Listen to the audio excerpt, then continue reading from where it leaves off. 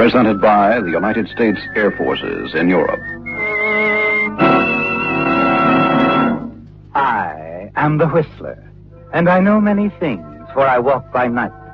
I know many strange tales hidden in the hearts of men and women who have stepped into the shadows. Yes, I know the nameless terrors of which they dare not speak. Tonight, it's the Whistler's strange story, the Havana Lee.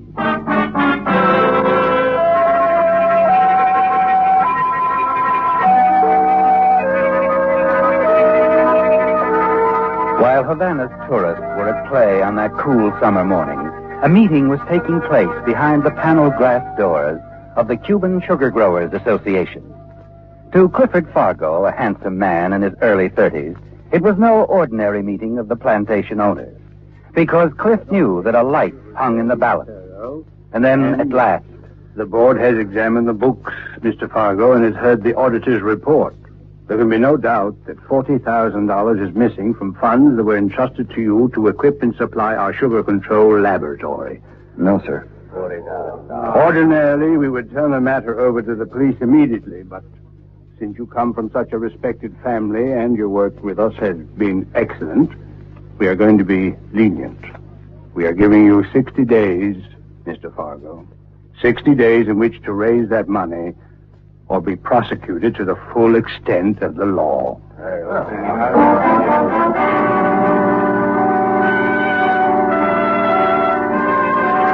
It all started so innocently, didn't it, Cliff?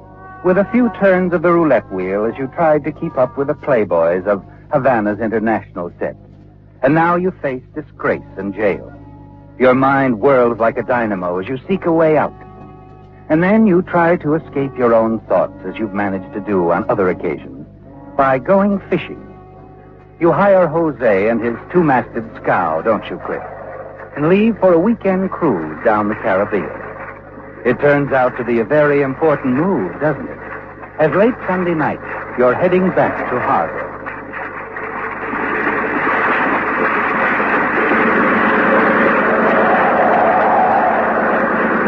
Senor!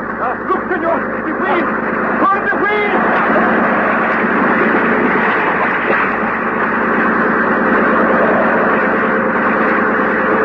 Well, didn't think we were going to make it. All maniacs running without a light. Havana Lee. What'd you say, Jose?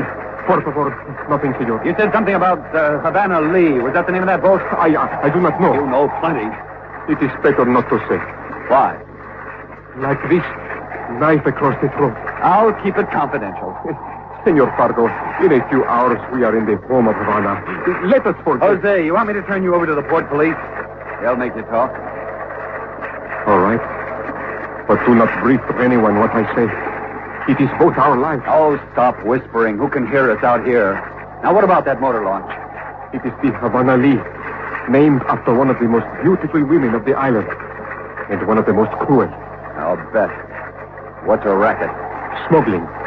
Very dangerous people. What do they smuggle? Whiskey into the United States without paying the big taxes. Fools. You said something, senor? Skip it. Come on, Jose. Let's get into port.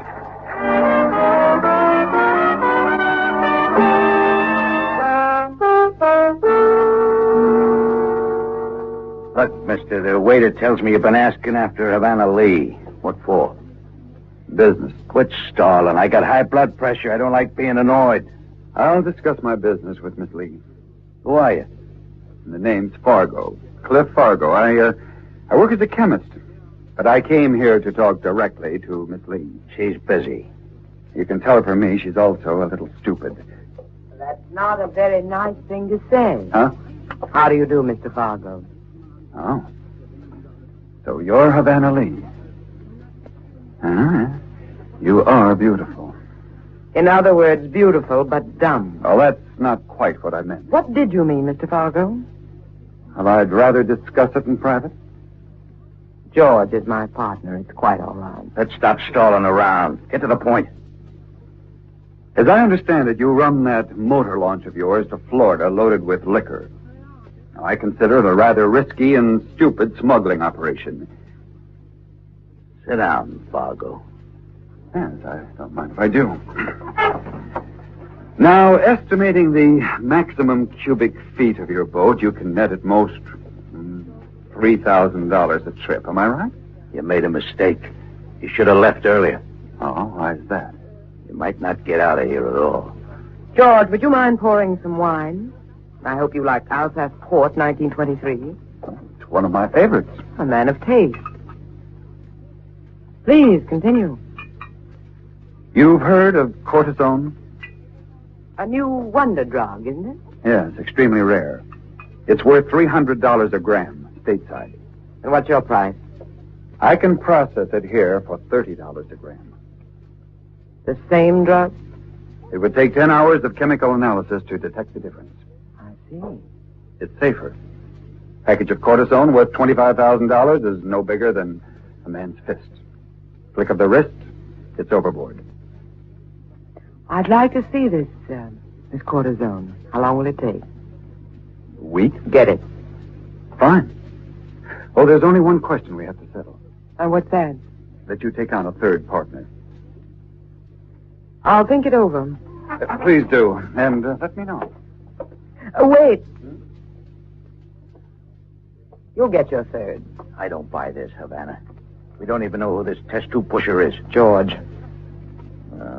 Okay. But just to set you straight, Fargo, Havana may give the orders around here, but I handle the artillery. Don't forget that. I won't forget it, George. Not for a minute.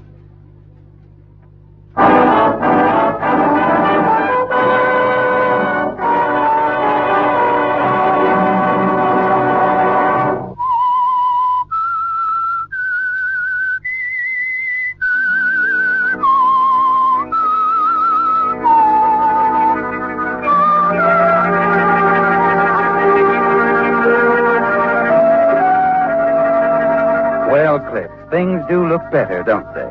Your hunch paid off, and you feel certain that somehow you'll be able to get the money to cover your gambling debts after you prove yourself to the smuggling organization operated by the very attractive Miss Havana Lee.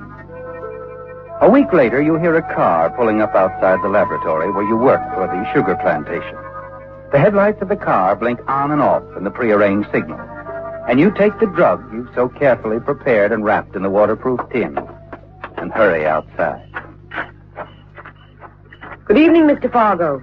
You have it? Yes, here it is. Good luck. Hey, where do you think you're going? What do you mean? Hop in. I have some solutions on the centrifugal pump. They'll keep. Will they? This time, I think you'd better listen to George. I'll get my coat. We got some jackets on the boat. Hurry up and get in.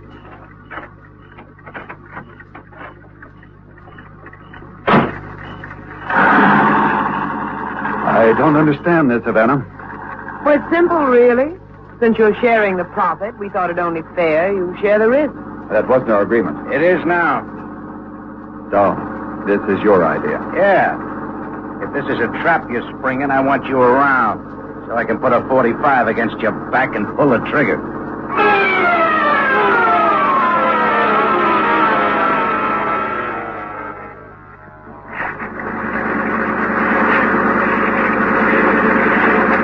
Didn't you hear anything just then? No, you can't hear anything over this motor. Well, I can. It's a Coast Guard. They're swinging their spotlight.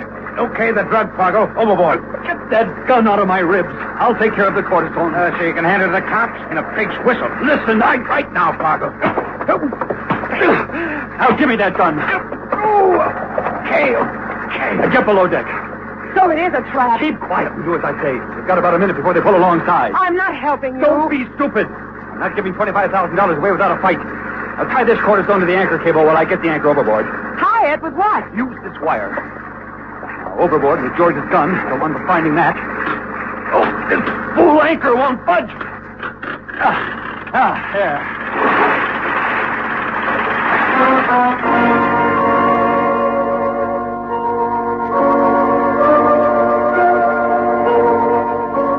Amusing, isn't it, Cliff?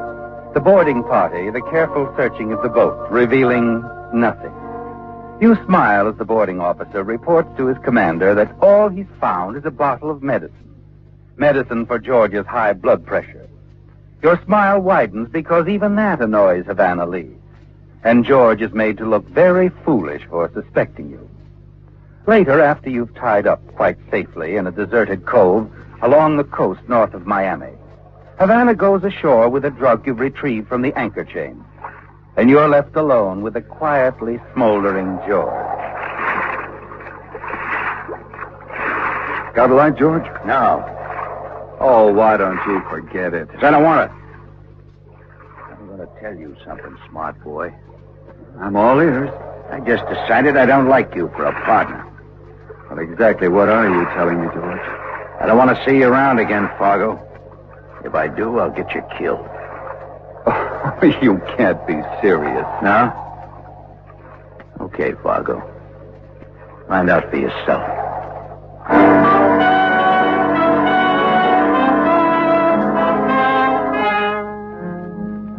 You aren't going to let George's threats keep you from the money, are you, Cliff?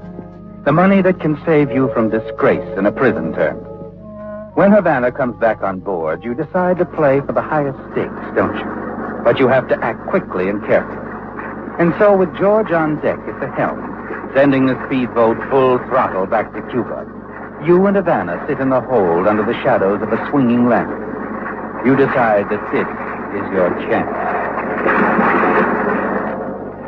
Thank you for all you did tonight. You're welcome.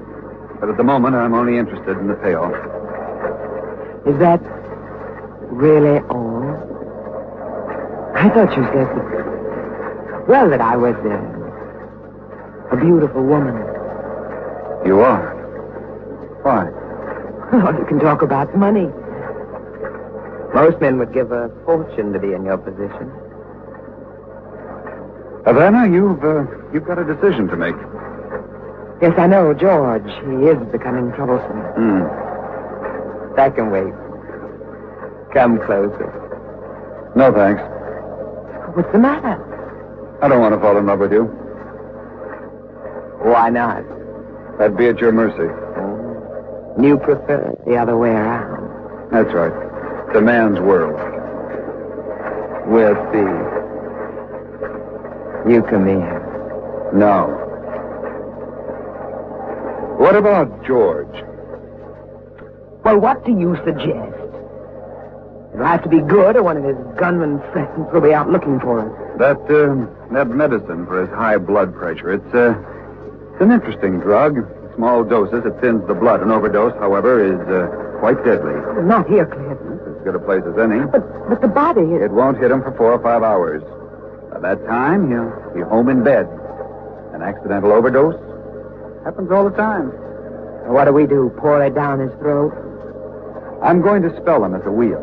Before he gets down here, pour 3 tablespoons into his coffee. Well? All right. If you know what you're doing. Good. Come here, darling. Yes. Oh, yes.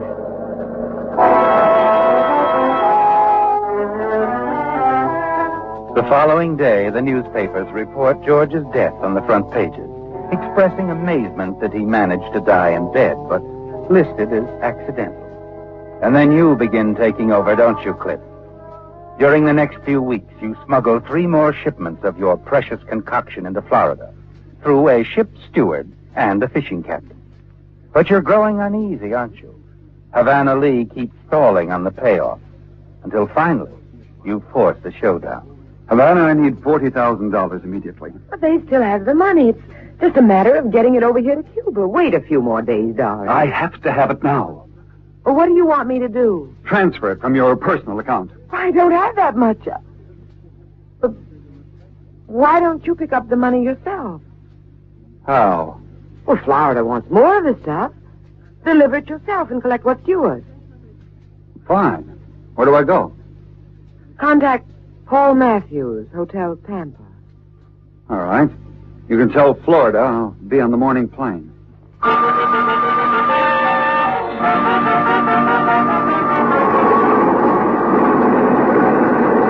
At Florida Customs, you have the drug hidden inside of a tobacco pouch in your coat pocket, don't you, Cliff? You feel certain to get through an ordinary customs line, but A rather ominous-looking man waiting behind the regular customs officer worries you, and you decide to play it safe. As you wait, you turn to a friendly old gentleman who sat next to you on the plane. What do you say to a drink before we rush off? Why, I'd like that fine. Meet you at the airport bar after customs. While talking to him, you slip the tobacco pouch containing the cortisone from your pocket into his. A few minutes later, in the office of the customs inspector, you're glad you did. They make a very thorough search of your person and your luggage. They were tipped off, weren't they, Cliff? The search was too complete. You make certain you don't run into the old man you agreed to meet in the bar. Instead, you rush to a phone booth and call the Tampa Hotel.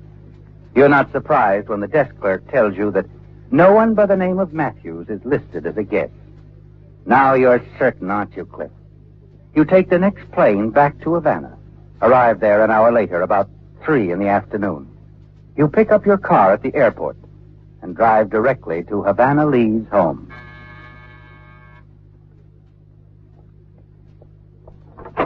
Oh, Cliff. Surprised? Well, yes, as a matter of fact, I am. Aren't you going to invite me in? Of course, of course. Sit down. Would you like a glass of wine? Thanks. I tried desperately to get you at the airport. Did you? Yes, there was a last-minute switch in plans. Yes, there was quite a switch. It even included tipping off the Secret Service. Let me drink to your treachery. Well, that was it, Cliff. Somebody talked. I wish I could believe that. I swear to it, Cliff. I'll answer it. No, Hello? This is the International Airways. We're calling to confirm Miss Havana Lee's reservation on Flight 9 to Paris at 8 this evening. Miss Lee wishes to cancel her reservation. Cliff, no. Please, Cliff. Where's the money? Please, Cliff. I know it's around here somewhere. You wouldn't leave without it. No, you're wrong, Cliff. Listen to me. Sorry, Havana. I don't like double-crossers.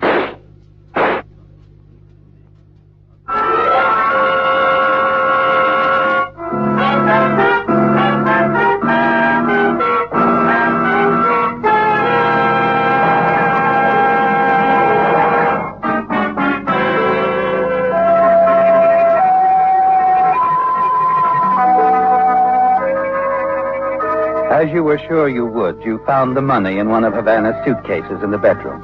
Far more than you expected. $100,000 in small denomination. You put the money in your briefcase, hurry to your car, and drive through the back roads to your laboratory, where you hide your briefcase behind a row of test tube shelves. Tomorrow, you'll repay the sugar company the $40,000 you stole, and take the rest of Havana's money to leave the country and establish yourself somewhere in the United States. You shower and shave, then take a cab to the Costa Hotel, Havana's finest, for a leisurely dinner. You're not worried about them getting you for Havana Lee's murder, are you, Cliff? No. There were at least a dozen people who could have killed her. You're certain it will be chalked up as another gangland killing. But as you finish your dessert, a man approaches your table. Mr. Fargo? That's right. My name's Alvarez, Cuban police. Oh? I would like to ask you a few questions about the smuggling of adulterated cortisone out of Cuba into the United States. I'm sorry, Mr. Alvarez. To convict a smuggler, you have to catch him in the act with the goods. I have nothing illegal on my person, and I'm not going anywhere. I thank you for the law lecture. I suppose you also know that Havana Lee was murdered this afternoon? No, I didn't. I'm sorry to hear it. Do you know who did it? You are interested in that? Yes, Havana Lee was a friend of mine. Oh.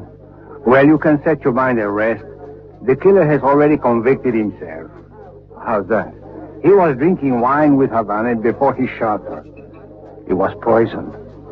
With what? The same drug that got Havana's partner, George. The murderer has, at most, 2 more hours of life. Only he doesn't even know it. There's only one known antidote, but, well, of course, I don't have to tell you that. Well, he's getting what he deserved. Oh, that's right. Well, I have to move on, Fargo. I'll drop over for a longer chat someday. Do that.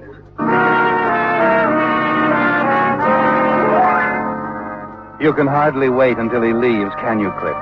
And as soon as you're certain he's gone, you hurry to the drugstore and order the one antidote you know can offset the effects of the wine you drunk at Havana Lee. The one antidote you're certain can save your life. And hurry it up, will you please? Never mind, Clark. What? Come along, Fargo. Alvarez, look, I can explain. Oh, Wait, come on. We knew Havana Lee's killer would try to get the antidote as soon as he knew about the poison wine. All right, I did it. But let me take the antidote. I'm getting dizzy right now. In 5 minutes, it'll be Mr. Fargo, you don't have to worry. I told you that wine story to see what you would do. What? It was perfectly good wine. As a matter of fact, I had a glass of it myself. Very tasty.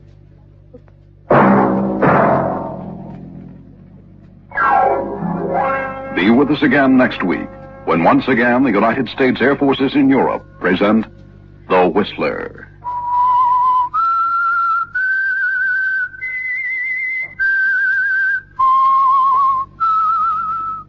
AFN production by Army PFC.